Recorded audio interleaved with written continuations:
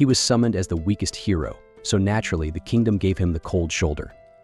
Little did they know he had the most ridiculously overpowered cheat ability.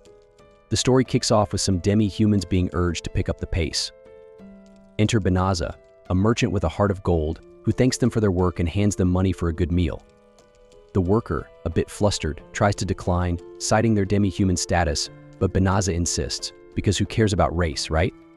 His fellow merchants find his generosity bizarre. Banaza's assistant Quinn gets him but points out that not everyone shares his views. Suddenly, Banaza feels weird, starts glowing, and poof, he's teleported to another world. The Cardinal explains their need for potential heroes to fight against the Dark Army and brings out an orb to test Banaza's abilities. The orb glows, but they find his stats disappointingly average, assuming the summoning failed. Banaza, not one for heroics, asks to be sent back. But another candidate with maxed out stats steals the spotlight and everyone flocks to him, leaving Banaza in the dust. The king, impressed with the maxed out candidate, appoints him as their new hero. Meanwhile, Banaza wonders why no one is listening to him. He finds himself in a carriage, recalling his encounter with the king, who informed him that the gate home is closed, leaving him stuck in this world. Admitting their mistake, the kingdom allows Banaza to live in the northern forest but forbids him from blabbing about their blunder. On their way, Banaza chats with the demi-human driver, asking if he's the king's slave. The driver laughs it off, explaining there's no such thing here and no difference between humans and demi-humans. Banaza inquires about their destination, but the driver shuts the window, and they continue in silence. After a 20-day journey, they reach the forest. The lizard driver gifts Banaza a magical bag from the king, supposedly containing all he needs for a few days.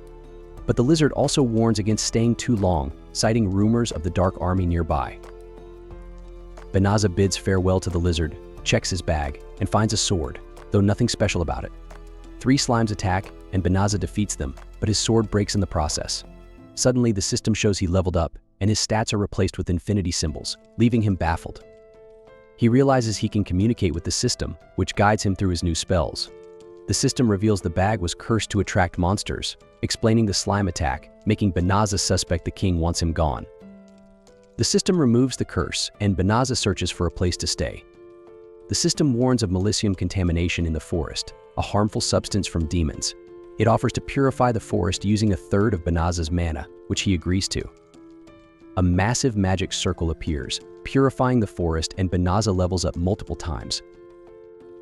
Meanwhile, the princess scolds the king for mistreating Banaza, mentioning Dark Army rumors near the forest. The king, unconcerned, dismisses Banaza's potential. A cleric arrives, noting signs of high sacred magic use. The king, thinking their hero did it, is corrected the hero is in the south, while the purification occurred in the north, where Banaza is. Banaza, now at level 367 without killing any monsters, realizes experience comes from practicing magic too. Curious about his strange symbol, he asks the system to show his mana, which replenishes almost instantly, making him think it's low. Banaza ponders survival, given his city banishment. The system suggests a transformation spell, which he tries, turning into a hot girl first. Amused but serious, he changes back to a man. The system then introduces teleportation magic, which Banaza uses to return to the kingdom. Thrilled with his new power, he wonders if it's common here. Attempting to teleport to his old world fails, so he decides to earn some money. He heads to an adventurer's guild for missions, where the attendant explains the registration rules. To keep his identity under wraps, he introduces himself as Fio. She hands him a rank badge, advising him to keep it close. Fio checks the board for a mission matching his rank and spots a girl seeking an escort to the Dilava forest.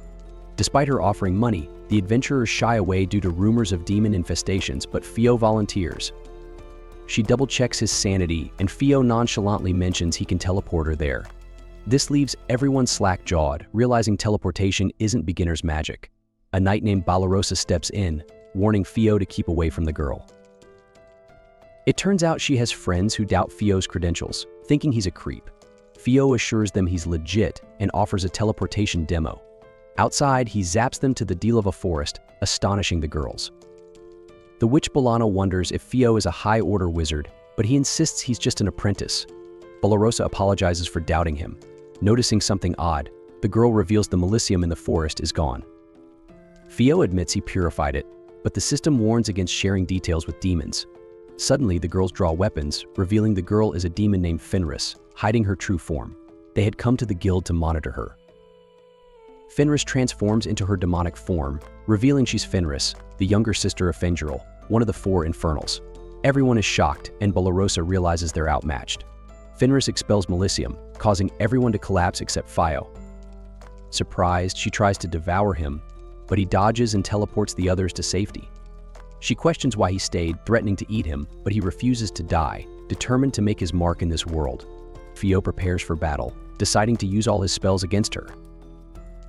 She charges, but Fio conjures an earth wall, traps her in a whirlwind, and then immobilizes her with a gravitational spell. The system suggests subjugation, but Fio refuses to enslave her. Fenris uses all her mana to escape, but the spell nullifies her magic, forcing her to surrender. She, believing fallen warriors don't belong in this world, asks Fio to kill her. He declines, not wanting to kill someone who has surrendered. Fenris, stunned by his naivety, reverts to human form, realizing she's naked, so Fio covers her with his cloak and looks for clothes. Exhausted, she faints. At night, Fio wonders why he can use high-level magic. Fenris wakes, realizing she couldn't defeat Fio and that her mana is restored. Grateful, she thanks him for sparing her, promising not to attack humans and recognizing him as her master. He insists he doesn't need a slave, offering her freedom, but she insists on staying, even threatening suicide to convince him. Reluctantly, he agrees, and she's overjoyed. Fio shares his origin story, revealing he was summoned as a hero candidate and is hiding from the king. Fenris vows to stick by him, stating wolves always follow their masters, and hugs him. Meanwhile, the king questions the hero about the Dark Army battle, learning his knights were weak and broke formation at the sight of a demonic beast. The hero saved them, but a knight reveals the hero actually hid behind the army, frustrating the king. The hero, puzzled by his lack of progress, realizes he can only defeat weak magical beasts without a skill. His servant Suya arrives, and he takes her to his room. The next day, Fio and Fenris head to the city, planning to register at the Adventurers Guild. A merchant assumes they're a couple. Fio, thinking it's a good cover, agrees, and Fenris eagerly volunteers to be his wife. He clarifies they're just pretending, but she doesn't care, wanting to be with him. At the guild, Fenris almost reveals her identity, but Fio intervenes, registering her as Rias. He cautions her to be discreet, and she apologizes. The guild attendant announces an urgent mission to defeat a herd of psychotic bears in the north, with a hefty reward. Despite the bears defeating the hero's army, Rias urges Fio to accept, confident she can handle them. They teleport away, and Riss is all hyped up for a hunt. But then, they hear a scream and discover the girls he previously saved, now surrounded by bears. Riz, thinking they're too weak to bother with, wants to leave them, but Fio steps in with a lightning spell that zaps most of the bears. One bear makes a move on Belano, but Riz takes it down, and they realize Fio has saved their skins again. Happy that he's okay, the girls quiz him about Riz, and he introduces her as his travel companion. Riz, secretly hoping for a wife introduction, becomes mopey. Suddenly, another bear pops up behind her, but she scares it so badly with a glare that it collapses. The bear begs for its life, and Riz, thinking it could boost Fio's street cred, decides to make it her pet. The girls are flabbergasted, but Fio casually whips out a restraint spell, turning the bear into a cute critter they name Saab. Balarosah is in disbelief that they just tamed a bear. The girls then introduce themselves Baleri, the archer Blossom, the heavy knight, and Belano, the sorceress. Balarosah pleads with Fio to train them so they can fight alongside the hero, explaining the hero's army got decimated by a bunch of psycho bears. The hero locked himself away, refusing to fight until finding a worthy right hand, prompting the king to order everyone to level up to bear-busting standards. Balarosah begs for help, but Riss, getting jealous, starts exuding a dark aura. Sensing her anger, Fio quickly clarifies that she's actually his wife, making Riss beam with happiness. She agrees that he should train the girls. They thank him and ask if they can crash at his place, as camping outside is too risky. Riss agrees, saying the house provided by the guild is safe and she'll sleep beside Fio because they're married. Meanwhile, the demon Illuminus reports to the demon lord about a powerful purification spell cast by one person, who must be captured immediately. The next morning, Fio is startled to see Riz in front of him, but she reminds him of their marriage. He recalls how she wanted to formalize their marriage and devote herself to him the previous night, but he felt it was too soon and opted to sleep in the hallway. Riss warned him that it might raise suspicions. Riz offers to help him dress, but Balarosa barges in, reminding him of the training and quickly exiting, thinking she interrupted something. Training starts with a giant boar, but Balarosa flees while Blossom misses her attack, and Belano saves her with a barrier. Bellari's arrow does nothing, and Belano feels sick from overusing mana. The giant boar chases them, and Fio realizes they have a lot to learn. Post-training, they head to their new home, and the girls thank Fio for letting them stay. He explains he got the house cheap after dealing with those psycho bears. Riz arrives with raw meat for a celebration meal, but Fio explains humans prefer cooked food. He and Balarosa then prepare the meal, confusing Riz but delighting Saib, who thinks the meat is great. The group enjoys the food. Riz skeptically tries the salad Fio made and discovers it's delicious. She's amazed by the grilled meat, and Fio thanks Balarosa for cooking. At the guild to sell giant boars, Fio notices everyone staring, realizing he might have overdone it. Riz asks to go to the city alone for personal matters while he waits for their goods to be appraised. Guild head Lilith calls Fio to his office, revealing that his fame has spread and the king wants him as a knight under the hero.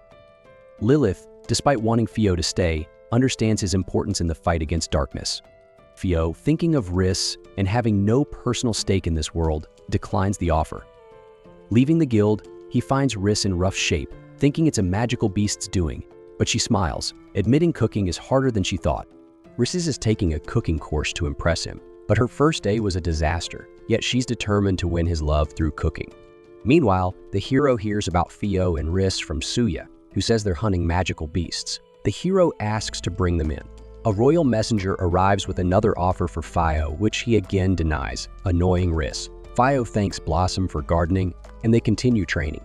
Riz suggests Bellari practice on three-eyed birds, but Bellari hesitates, not wanting to harm cute creatures. Fio gives Belano a magic ring to boost her powers. So, she gets all wide-eyed and tries to slip the gift onto her ring finger, but Riz pops up like a jack-in-the-box and threatens to offer if she does. Balarosa then gets ambushed by a colossal insect and screams for Fio's help, like not having any of it, slices the bug in half and tells Balarosa to quit the damsel in distress act. Riz whips up a meal for everyone, and they're floored by how delicious it is. She admits she's been taking cooking classes, apparently finding a new love affair with the culinary arts. She serves curry to Fio, beaming because her teacher said spicy food equals spicy love. While they're digging in, Eulaminas is lurking and can't wrap her head around Fenris hanging out with a human. Suddenly, Fenris sneaks up on her, drags her to Fio, and he's there to welcome her with some hot tea. Eulaminas, playing detective, can't believe Fenris is under the thumb of an ordinary guy. Riz pipes up saying she's now married to him. Eulaminas is skeptical and tries to gauge Fio's powers but comes up with zilch.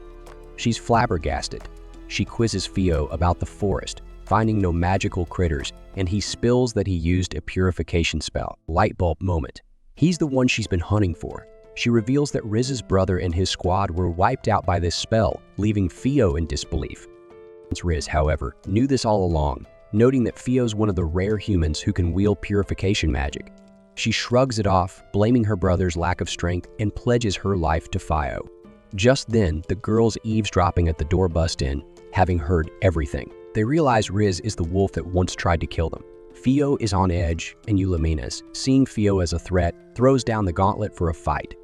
Riz thinks Eulaminas is just trying to steal her hubby. They step outside. Eulaminas throws a poison spell as a diversion while casting another one, but Fio dispels it like a seasoned magician and traps her with his crucifixion spell, forcing her to tap out. The next day, Eulaminas returns to the dark castle, and Fio tells the girls about Rise, assuring them she's had a change of heart. They agree, having seen her helpful side over the past month. Eulaminas returns with a dragon army, causing the girls to panic. She demands their surrender, but Fio, seeing dragons for the first time, is more starstruck than scared. Annoyed, Eulaminas orders the attack, but Fio unleashes a celestial spell called Divine Hammer, wiping out several dragons in one go. Eulaminas, thinking it's some kind of magic trick, flees with the remaining dragons. Blossom, thinking Fio is epic, regrets not taking a shot at the dragon for a Dragon Slayer title. Fio encourages her, enhancing her weapon so she can down a dragon in one hit, earning her the coveted title. The other girls, feeling a tinge of jealousy, realize they missed their chance. Meanwhile, the Demon Lord, having watched the spectacle, plots his next move. Fio sets up a barrier around the house to alert them of any demonic intrusions. Riz thinks Fio is too soft for not punishing Eulaminas, but he's still haunted by the accidental killing of Riz's brother. The girls admire Blossom's new Dragon Slayer title while Balarosa slips away to train. Though she's actually crying over missing her shot at the title, she reveals that being a Dragon Slayer can elevate commoners to nobility, a missed opportunity to better her family's status. Suddenly, a wanderer, suspiciously looking for Riz, approaches Balarosa. Sensing danger, she threatens him, and he reveals his name is Gozel before taking off. Fio later finds out Gozel is actually Gaul, the demon lord, causing Balarosa to freak out at the close call. The next day, Gaul visits Rise, and Fio, playing the perfect host, welcomes him in for tea. Gaul knows about Eulaminas and, to Balarosa's disbelief, doesn't seek revenge. Instead, he asks Fio to join the Dark Army, but Fio declines, uninterested in their war. He reveals he's from another world, and Gaul explains that the first demon lord started the war, aiming to conquer the world, prompting human resistance. The conflict has been dragging on for 5 centuries, and Gaul is overruling the world. He's more interested in wrapping things up. Suddenly, he flexes his aura, seeing Fio as a threat to the demons, but keeps his cool, insisting he won't be joining the war. Gaul, realizing Fio is as stubborn as a mule, understands why the king couldn't recruit him for the humans. Still, Gaul wants Fio in the Dark Army and plans to return. He finds Balarosa interesting because she didn't freak out next to him. After he leaves, the girls check on her and realize she's spaced out. She faints and upon waking, sees Gaul in the house. Gaul compliments Rise's cooking, but she tells him to scram because Fio will never join the Dark Army. Gaul invites Balarosa to join, but she declines and he thinks she's just being shy. Trying to avoid Gaul, Balarosa runs off to train. Gaul keeps showing up, and a knight spots him, reporting to the king. The king, assuming Fio has joined the Dark Army, gets upset, thinking Fio needs to be taken out. But the princess suggests they should first talk to Fio, thinking they should hear him out. The king dismisses her as naive, and the hero arrives, vowing to deal with Fio. At the Demon Lord's castle, Eulaminas tells Gaul to focus on his duties, but he's set on recruiting Fio. She reveals the demons are questioning his motives. Meanwhile, Fio is thinking about selling gear to make some cash, as they need money to survive. Riz asks why he didn't join the hero to make a fortune fighting demons. Fio explains he doesn't want to fight because his powers are too dangerous. Suddenly, Billary warns they're surrounded. The hero arrives with a legion of knights, accusing Fio of working with the Dark Army and threatening to kill him if he doesn't fight for the kingdom. The hero, thinking Fio has no choice but to join, is shocked when Fio refuses, calling him a traitor. The girls defend Fio, saying he's a good man, but the hero calls them traitors too, threatening to arrest everyone for treason. Realizing they have no choice, Fio uses a teleportation spell, causing a massive circle to appear. The hero is dumbfounded by Fio's magic. A pillar of light surrounds them, and Fio, along with his friends, teleports away, taking the house, and Gaul arrives to find them gone, blaming the humans and ordering an attack on the kingdom. Eulaminas is thrilled, prepping the demons for battle. A dark cloud looms, and the hero, terrified, flees, leaving his knights behind. Fio and his friends find themselves in a forest near a town Fio once visited to sell dragon materials. The girls feel safe, and Balarosa is glad they won't see Gaul again. Fio apologizes for the trouble, but Riz reassures him, saying she'll follow him anywhere because he's her husband. The girls agree to stick together. The Dark Army begins its invasion, setting villages on fire. The humans try to hold them off at the northern stronghold. A knight reports to the king that the Dark Army is breaking through, and the king wonders why the hero isn't doing anything. The knight reveals the hero is hiding in the south, so the king orders a search for him. The advisors suggest gathering all the mages to cast purification magic, but the king hesitates, knowing it's risky. They tell him to act fast or it's game over once the demons break through. Gaul, watching the battle, decides to retreat, knowing the humans will use a purification spell. The king leads the mages in chanting, and a pillar of light appears, covering the kingdom with a massive sigil. Fio returns from the town, having scouted stores to sell gear. Blossom wants to help by selling vegetables, and Bellary considers breeding horses for rent. Having experience from the castle, she promises to support the household. Belano and Balarosa feel useless, unable to think of ways to make money. Riz promises to take care of them, and Fio suggests they help with housework and focus on getting stronger during their free time. Back at the castle, the advisors report the Dark Army has retreated due to the purification spell. which will protect the kingdom for 3 months. The princess realizes they're in bad shape, having exhausted their magic. She decides to take charge, removing the hero from his position, calling him useless.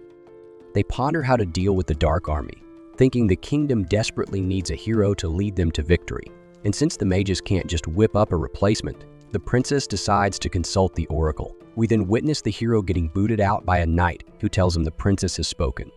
The hero, fuming, insists the kingdom needs his protection from the Dark Army, but the knight, unbothered, leaves him outside to cool off. That evening, Theo thanks Rise for helping him survive, but she conks out mid-conversation, and he reflects on how peaceful his life is because of her.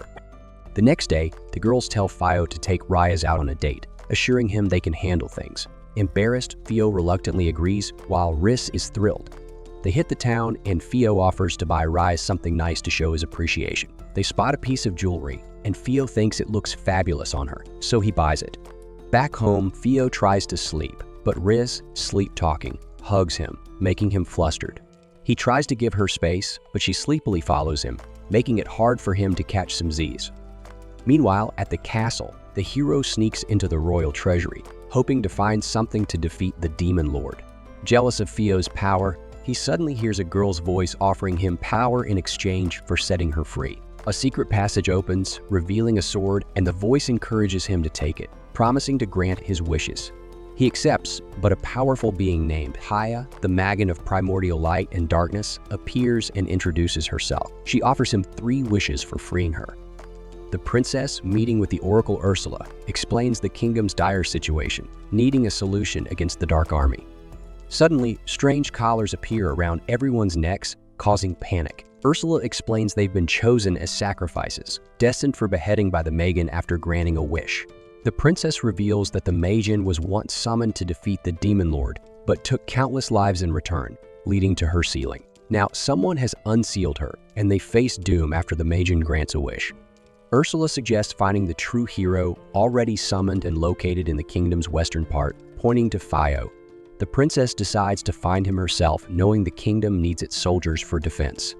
Theo visits a merchant who marvels at the dragon scale shield Theo offers. The merchant mentions someone sold dragon meat in town, and Theo reveals it was him, boasting his access to top-quality products. The merchant, impressed, agrees to buy the shield and looks forward to future business. Balarosa, observing, is impressed with Theo's business acumen, recalling he used to be a big-shot merchant before ending up in their world. Admitting she likes him, Balarosa quickly retracts, fearing Riz's disapproval. Riz suggests Gal is a suitable suitor, though Balarosa remains wary of him being the Demon Lord. Theo, having sold the shield for a good price, thanks Balarosa for the shop lead. Heading home, Riz hopes to spend more time with Theo, but their system alerts them to an approaching Imogen. Haya appears, revealing the hero's wish to eliminate Theo, and attacks. The system shields Theo, but Riz gets mortally wounded. Haya unleashes explosions, but Theo's barrier holds. Realizing basic magic won't cut it, Haya readies an advanced spell. Theo, trying to heal Riz, panics when the system declares her injury too severe for magic. Archia's powerful spell causes a massive explosion, but Theo's barrier remains unbroken. He recalls his moments with Rise, determined to protect her as he can't imagine life without her. Angered, he vows to never forgive Haya. The system informs him he has learned Haya's abilities, allowing him to cast a time reversal spell to save Rise. Haya, baffled by his strength, questions how a human can wield such power. She attacks, but Theo retaliates, smashing her to the ground and telling her to shut up. She struggles, but Theo overpowers her spell, shocking her as she realizes his infinite skills. Riz recovers, astonished at not being injured, and Balarosa explains Theo saved her. Watching him destroy Haya, Riz marvels at his power, knowing he did it all for her. But she remembers that he isn't a fan of fighting and usually quite merciful, so she realizes he's gone completely bonkers. Haya starts fearing for her life and begs for mercy, but Theo, still holding a grudge for Riz's injury, opts for a dramatic strangling. Riz, the voice of reason, tells him to stop, praising his good heart and not wanting him to lose his kindness over her. Theo, listening to Riz, decides to spare Haya and is overjoyed to see Riz is okay since he thought she was a goner. We then teleport to the princess, who's whisked away to a forest by some mages. She thanks them, knowing they're still on a magic recovery plan. She orders her knights to handle them, stating she needs to find the real hero. But oops, the knights' collars shatter, signaling the Magian's failure to grant her wish. Meanwhile, guards at the royal treasury are ordering the hero to surrender. Suya panics, expecting a beheading, when a voice announces the Magian's failure and dark energy envelops her, promising she'll make a fine offering. The hero, sensing something is amiss, hears her declare freedom after centuries of being sealed. She magically changes clothes, confusing the hero since Suya isn't supposed to have magic. She introduces herself as Molinas and promises to grant the hero power, transforming him into a massive monster to help her escape and punish the royal family. Meanwhile, Haya wakes up, puzzled about why Fio healed her. He explains his forgiveness because Riss survived. Bella Rosa, seeing danger in Haya, contemplates sealing her in the royal treasury again. He is stunned by Fio's memory exploring spell, wonders how he learned it since she thought it was her unique skill. Riz, ever the optimist, suggests Haya join their group, but Fio reminds her of the near-death experience Haya caused. Riz, feeling partly responsible, forgives Haya, leading Fio to invite Haya to join them under a no-harm clause. Hia, impressed by Fio's unselfishness, accepts him as her master, thrilled by his anger-fueled eyes. Riss, however, gets jealous and questions Haya's blushing. Fio, thinking about using a time reversal spell to help the villagers, is warned by Haya about its potential dangers. She informs him that humans generally can't handle the spell, but Fio, with his infinite stats, is an exception. He realizes he can use the spell due to his acquired abilities from their fight, but opts for a safer restoration spell instead. Later, Fio returns home with Haya, who announces her stay. Despite Bellari's freak-out over Hia's danger, Ballarosa prepares her room. That evening, Fio confides in Ballarosa about his power confusion. She too feels lost, having learned her kingdom's teachings were lies, and thanks him for revealing the truth. Fio reassures Riz he isn't leaving, asking her to be his real wife. They share a romantic moment, interrupted by Haya, who claims it's her duty to watch over her master. Sophia, upset by Haya's spying, is told by Haya that mating is natural, leading to an argument and realizing they're having a fight. Haya offers to invisibly spy, which they refuse. Meanwhile, the princess searches the town for Fio. Fio's group enjoys a meal prepared by Haya, who also offers to clean, making the girls feel useless. The next day, Blossom works in the field, determined to contribute, with Sayeb in bear form helping her. Baleri, aiming to be a coachman, is stuck with horse duties. Baleno, from a family of royal magi, learns basic spells from Fio, wanting to help everyone. Hearing Blossom scream, Baleno defends against a magical beast with a barrier. Ballarosa, thinking of slaying the beast she brought, watches as Baleri tames it. Impressed, she considers buying land for the household. Fio, with Rice, sells goods to his business partner, who suggests adding gemstones. The merchant explains that gemstones cost an arm and a leg, because they're as rare as a polite troll. Meanwhile, Riz spots a looming shadow over the town. It's the hero, making a grand entrance with Molinas. Villagers start panicking like cats in a dog park. Realizing their lives are in danger, the hero goes berserk, and Molinas blasts away the princess's guards with a spell. Haya, sensing the evil vibes, informs Fio that the rampaging monster is actually a human under Molinas' control. It turns out Molinas was the kingdom's top mage until she dabbled in forbidden magic, leading the past hero to put her on the naughty list and seal her away with Haya. Melinas got her second wind after the humans inadvertently let her out, thanks to using Hia's powers to keep her in check. Haya asks for the go-ahead to eliminate Molinas, and Fio agrees, but tells her to prioritize saving the villagers. As Molinas is about to turn the princess into toast, an explosion announces Haya's arrival. Molinas tries to shoo Haya away with a spell, but Haya, unfazed, states that magic can't touch her. Molinas then turns up the heat with fire magic, but Haya defends herself. In a last-ditch effort, Molinas uses a forbidden spell to beef up the hero, turning him into a hulking giant.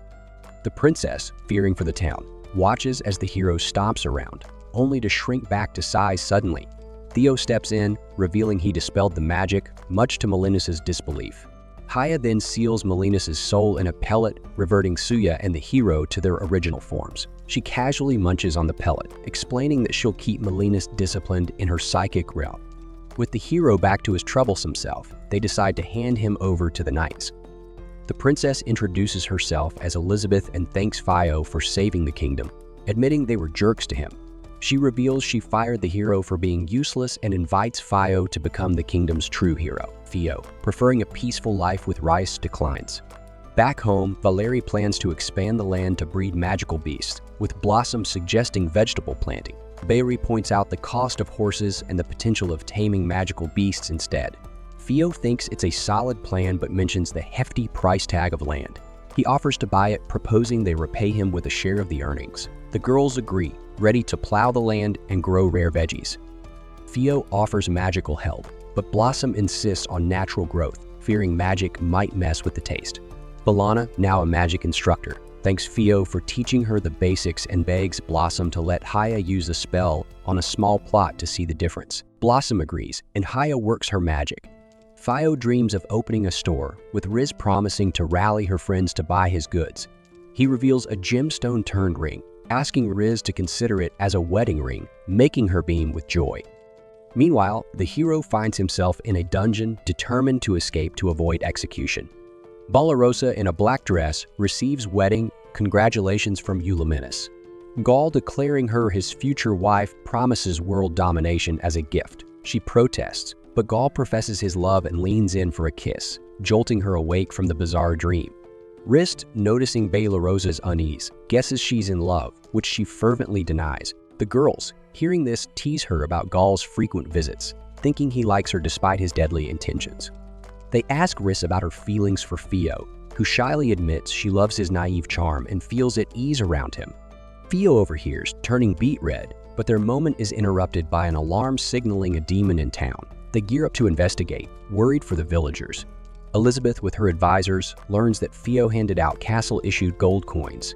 Suspecting foul play, an advisor reminds her that they gave coins to Benaza, hinting he might be masquerading as Theo. So she finally gets why he didn't want to join the kingdom's brawl and feels they owe him big time. But before she can act, a knight bursts in with some juicy news. The hero and Suya have pulled a Houdini and escaped. She immediately orders a manhunt. Meanwhile, in the woods, our hero is hiding behind a bush, grumbling about how Haya has turned him into public enemy no. 1. Suya declares them fugitives, and the hero insists he didn't swipe anything, only for her to remind him about that bottomless bag he nicked from the treasury. The hero, feeling all justified, calls it his well-deserved reward for heroic deeds. He checks the bag, expecting gold, but surprise, it's a treasure chest.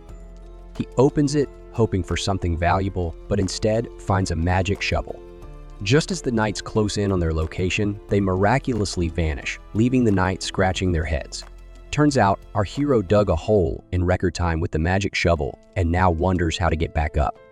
Thanks for sticking around till the end. You're amazing to confuse the fake fans type. If you enjoyed the video, please like and subscribe. Your support means a lot as we're just starting out. See you in the next video.